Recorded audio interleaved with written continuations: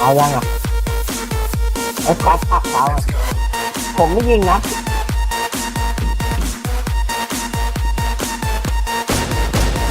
เจอทางยากหน่อยยิงผมตายก็ยิงมาโอ้โหเลยเหรอเด็กกว่าเลยบินเข้ามาไล่สูบ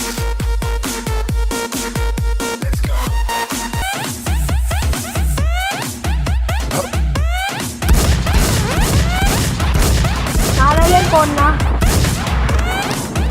เอาขึ้นมาไม่ได้หรอกเราไม่เล่นก็หลับด้วย